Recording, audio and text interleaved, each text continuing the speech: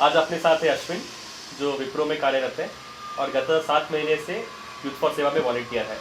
वो गुलबर्गा कर्नाटक से है और अभी गत एक हफ्ते पहले वो एक हफ्ते के लिए 10 दिन के लिए उड़ीसा में से यूथ फॉर सेवा फेलोशिप के थ्रू गए थे। तो उसके बारे में कुछ सवाल पूछेंगे उनसे। विप्रो अश्विन जी नमस्ते। तो आपका यूथ फॉर सेवा से परिचय कैसे हुआ? मैं यूथ फॉर सेवा पिछले 6 महीने से काम कर रहा हूँ। मेरे कई सारे दोस्त थे तो इसका काम कर रहे थे हैदराबाद में, अलग अलग कंपनी से वॉलंटियर्स को जुड़ाने का काम कर रहे थे। तो उनमें से थोड़े लोग मेरे से पूछे और इसका पूरा विस्तार इंट्रोडक्शन दिए। तो अप्रैल से मैं यूथ फॉर सेवा से काम शुरू किया। ठीक है, तो आपका अभी जैसे कि कैसे एक्टिविटीज़ में आप इन्वॉल्व रहते हैं? मेरा यूथ फॉर सेवा का जर्नी पहला किट डिस्ट्रीब्यूशन से शुरू हुआ। तो किट डिस्ट्रीब्यूशन मतलब school kit? School kit distribution. हाँ। तो हैदराबाद में हर जगह पे एक काम कर रहे थे। एक कम से कम हम 2400 किट डिस्ट्रीब्यूशन किए। तो मेरा कंट्रीब्यूशन था उसमें 30,000। एक किट हम 250 रुपीज़ से किए थे। और हम बाद में एक स्ट्रक्चर निकाले यूथ फॉर सेवा को, एक्टिविटी कैसा करना, कैसा प्लानिंग होना और कितने वॉलंटियर को कहाँ भेजना, कौन सा वॉलंटियर क्या काम कर सकता है। तो धीरे धीरे हम एक प्लान कर हम 3 वर्टिकल निकाले, एक हेल्थ, एक एजुकेशन, एक एनवायरनमेंट।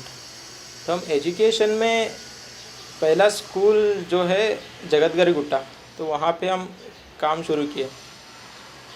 वहाँ पे हम इंग्लिश टीचिंग क्लास और मैथ्स टीचिंग क्लास और 3 एक्सपेरिमेंट किए थे। तो हम वर्किंग मॉडल कह सकते हैं उसको। एक है उसमें वाटर इंटरलिंकिंग ऑफ रिवर्स, जो सारा देश में चल रहा है उसका। तो और एक है एक पाइथागोरियन थ्योरम। तो मैथ्स से हम एक वर्किंग मॉडल स्टूडेंट को अगर करके दिखाए तो स्टूडेंट को थोड़ा एक्सपोजर मिलेगा। और हेल्थ में थोड़ा एक्टिविटी शुरू किए, conducting free general health camps, eye checkup camps और थोड़ा अवेयरनेस क्लासेस। और वर्टिकल एनवायरनमेंट में थोड़ा अवेयरनेस चलाना, प्लांटेशन करना। तो इस हिसाब से काम चल रहा है। तो अभी आपका यूथ फॉर सेवा में क्या दायित्व है? अभी मैं हेल्थ प्रोजेक्ट्स देख रहा हूँ। अच्छा। तो हम अभी हेल्थ प्रोजेक्ट्स में ऐसा सोच रहे, हर स्कूल में हेल्थ कैंप चलाना, free medical camp, free eye checkup camp, awareness camp. और हम LV हॉस्पिटल से जुड़े हुए हैं, LV प्रसाद हॉस्पिटल। अच्छा। तो अगर एक कैंप हुआ तो वो लोग आएंगे हमारे पास ट्रीटमेंट चेकअप करने के लिए। और हम कई सारे NGO से जुड़े हुए हैं, आरोग्य भारती है और थोड़े लोग जिसको हम जानते भी नहीं और उनका काम चल रहा है इधर उधर बस्तियों में। तो वहाँ पे हम हमारा वॉलंटियर्स को भेजते और एक तरह का अलग एक्सपोजर मिलता है। तो अभी जब आप स्कूल्स बोलते हैं तो ये गवर्नमेंट स्कूल्स है? हाँ, गवर्नमेंट स्कूल्स है, शिशु मंदिर है बस्तियों में। तो अभी जैसे कि आप यूथ फॉर सेवा के पहले फेलोशिप प्रोग्राम के पहले फेलो है, राइट? तो ये सब जो एक्टिविटीज़ करते हैं आप वो वीकेंड पे 2 दिन में काम निकालते हैं, राइट? तो ऐसा आपको कैसे प्रेरणा मिला कि दिवाली के समय एक हफ्ता छुट्टी लेकर जब सभी लोग घर जाते हैं तो आपने डिसाइड किया कि जंगल में जाते हैं और ऐसे वनवासी बंधुओं के साथ काम करते हैं? तो ये प्रेरणा आपको कहाँ से आई? देश पूरा देखना एक भाग्य है, सारे देश, हमारा देश देखना। तो मुझे लगता था सिर्फ ये जगह पे एक काम करने से कुछ देश आगे नहीं बढ़ेगा। हमको हर जगह पे एक काम शुरू करना है। कहीं जगहों पे प्रॉब्लम सेम है, हर जगह पे कल्चर डिफरेंट है, कल्चर डिफरेंट देखने के लिए जाना। और ऐसा जगह है उड़ीसा, वहाँ पे ट्राइबल लोग ज़्यादा रहते हैं। तो अगर आपको देश आगे बढ़ाना है तो आपको ट्राइबल लोगों का डेवलपमेंट भी करना ही है। मैं डेवलप थोड़ा ट्राइबल एरिया कैसा जीते, उनका डेवलपमेंट कैसे करना और उनका एजुकेशन कैसा इम्प्रूव करना, इकोनॉमिक डेवलपमेंट कैसा करना उनका। तो ये सब देखने के लिए मैं एक उड़ीसा का प्रवास किया था। इससे कई सारे इन्फॉर्मेशन मिले। तो ऐसे तो कई सारे जगह है भारत में जहाँ आप जा सकते हैं, तो आपने उड़ीसा जैसा जगह क्यों चूज़ किया और वहाँ पर आपने क्या क्या देखा, कैसे कैसे प्रोजेक्ट्स आपने देखे? हाँ, तो मैं अभी बाकी जो हमारे देश में है वो सब भी देखना चाहता हूँ। उड़ीसा देखने का एक मतलब था, वहाँ पे ट्राइबल एरिया ज़्यादा है और गरीबी भी ज़्यादा है और इलिटरेसी भी ज़्यादा है, और वहाँ पे सेवा प्रोजेक्ट्स भी ज़्यादा है देखने के लिए। एक है वनवासी कल्याण आश्रम और एक है यूबीएसएस के थ्रू बहुत सारे सेवा प्रोजेक्ट्स चलाते, अनाथ आश्रम चलाते, स्कूल्स चलाते, शिशु मंदिर चलाते। वनवासी कल्याण आश्रम में कई सारे स्कूल्स चला रहे हैं, अभी एकल विद्यालय चला रहे और बाल संस्कार केंद्र है। मैं पहला कटक गया था। कटक में एक आश्रम में गए थे, वहाँ पे छोटे छोटे बच्चों का संस्कार होता है, बच्चों का पालन करना बड़े होने तक, बाद में अडॉप्शन के लिए देते। और एक मेरा ज़्यादा इंस्पायर किया वनवासी कल्याण आश्रम। तो वहाँ पे मैं एक दिन रह के पूरा स्टडी किया कैसा बच्चे पढ़ते। तो वहाँ टोटल 17 स्टूडेंट थे। 17 स्टूडेंट, सभी लोग they cannot be called as average, सभी लोग अच्छे पढ़ने वाले थे, हार्ड वर्किंग थे और उनका माँ बाप नहीं है और डेडिकेटेड है। तो मैं ऐसे सुना हूँ कि वहाँ के जो स्कूल्स हैं, जो आप स्कूल विजिट किए, तो उड़ीसा में माना जाता है कि वो मॉडल स्कूल्स हैं, क्योंकि वहाँ का रिजल्ट सबसे बेस्ट होता है और वहाँ के बच्चे जाके एडमिनिस्ट्रेशन में जाते हैं। तो क्या ये सच है? हाँ, ये सच है। दो है रीज़न। एक है उड़ीसा गवर्नमेंट स्कूल ठीक तरह से नहीं चला रहे, वहाँ पे सिर्फ सेवा का नाम पे काम चल रहा है, और ये सेवा ऐसा चल रहा है, गरीबी लोग 2 रोटी में 1 रोटी देकर सेवा का काम चल रहा है। और जितने भी हम बोल सकते हैं कि बड़े बड़े लोगों का कंट्रीब्यूशन होता है, वहाँ पे ऐसा नहीं है। जो गरीबी और एक गरीबी को हेल्प कर रहा है। और स्कूल्स, कई सारे शिशु मंदिर है, वो एक रोल मॉडल जैसा है वहाँ पे। ठीक है, तो आप कई सारे प्रोजेक्ट्स देखे हैं 10 दिन में, पर इसमें से ये बताइए कि ऐसा कोई प्रोजेक्ट जो आपको बहुत अच्छा लगा? हाँ, मुझे वनवासी कल्याण आश्रम बहुत अच्छा लगा। मैं कई सारे वनवासी कल्याण आश्रम गया था, आंध्र में भी गया था, और उड़ीसा में यूनिक है वनवासी कल्याण आश्रम।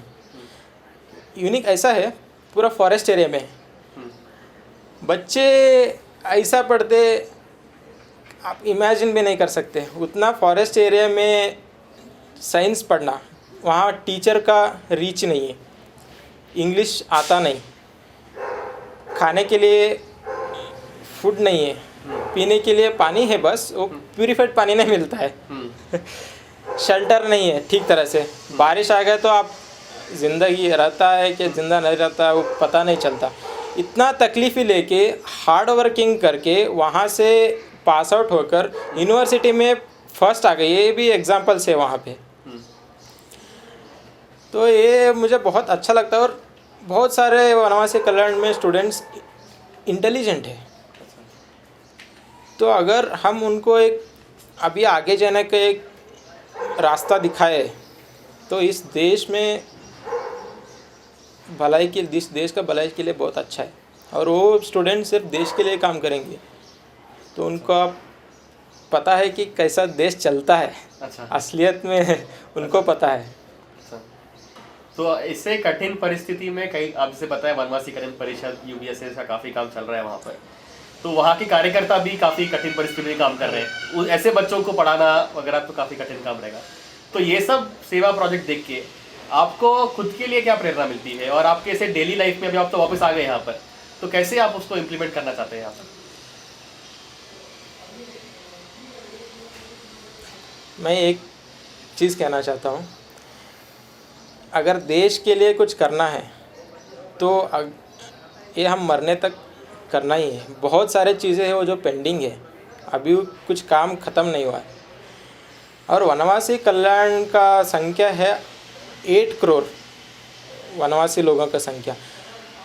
अभी जो काम चल रहा है वनवासी कल्याण का वो 1,20,000 लोगों के लिए चल रहा है। आप इमेजिन करो, अभी 8 करोड़ लोगों को एजुकेशन दिलाना चाहते हैं, उनका इकोनॉमिक डेवलपमेंट करना चाहते हैं। तो हम पूरा ज़िंदगी भर काम करना है इसके लिए, और इसके लिए सभी लोगों को जुड़ाना पड़ेगा, अकेला कुछ नहीं कर सकते।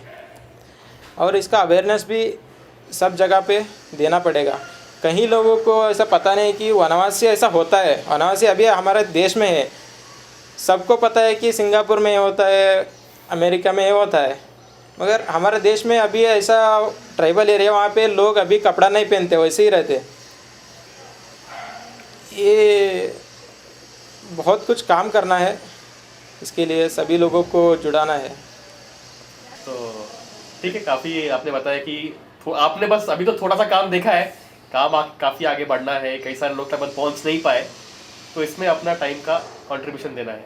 तो वैसे आप जो सीखे हैं अपने यूथ फॉर सेवा के वॉलंटियर्स को आप कुछ बोलना चाहते हैं आपके एक्सपीरियंस से, उनको भी ऐसा कुछ प्रेरणा देना चाहते हैं क्या?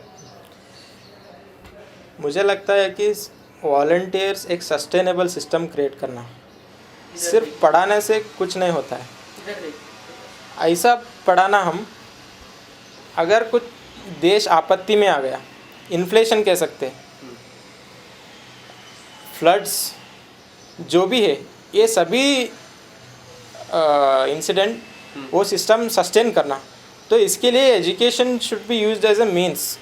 तो एजुकेशन स्ट्रॉन्ग करना और ये सब चीज़ें को एक सॉल्यूशन देना। आप देख सकते हैं अभी ऐसा हो रहा है, सब इंजीनियर्स बन रहे हैं, वो ये हमारा ऐसा नहीं होना है। तो हम वॉलंटियर्स को ऐसा काम करना है, सभी स्टूडेंट को अलग अलग फील्ड पे लेके जाना, और सोसाइटी को हर जगह में और हर फील्ड में इन्वॉल्व करना। एक वॉलंटियर्स को सबसे बड़ा चैलेंजिंग काम है, इसके लिए बहुत सोचना भी पड़ेगा। तो इसमें मज़ा भी आता होगा। हाँ, इसमें ही है मज़ा। तो जैसे कि अश्विन ने अभी बताया कि इसी में है मज़ा, और जैसे कि पिछले कंपनी में काम किया था तो वहाँ पर ऐसा बताते हमें, work hard, have fun, make history. तो उसी गोल से अपने यूथ फॉर सेवा का फेलोशिप प्रोग्राम चलता है। तो अगर आप कॉर्पोरेट में काम करते हैं, वर्किंग प्रोफेशनल है, तो मिनिमम 10 दिन का प्रोग्राम है, और अगर आप स्टूडेंट है तो मिनिमम 1 मंथ का प्रोग्राम है। बाकी डिटेल्स जो ये वीडियो में आपको ईमेल एड्रेस दिखेगा, वहाँ पर आप मेल कर सकते हैं, तो बाकी आपको मिलेगा। और यूथ फॉर सेवा का फेलोशिप प्रोग्राम ऐसा हमने बनाया है कि आपको देश का कोई भी लोकेशन आप पॉइंट आउट कर सकते हैं, और वहाँ पर आपकी जो इच्छा के प्रोजेक्ट्स है हम वहाँ पर आपको मैप करेंगे। तो आपके लिए पूरा देश खुला है, सभी को आपकी ज़रूरत है, तो आप आगे आइए। और जैसे कि अश्विन का एक्सपीरियंस रहा है, आगे भी ऐसे काफ़ी कोई लोग जाएंगे, तो आप भी आगे आइए।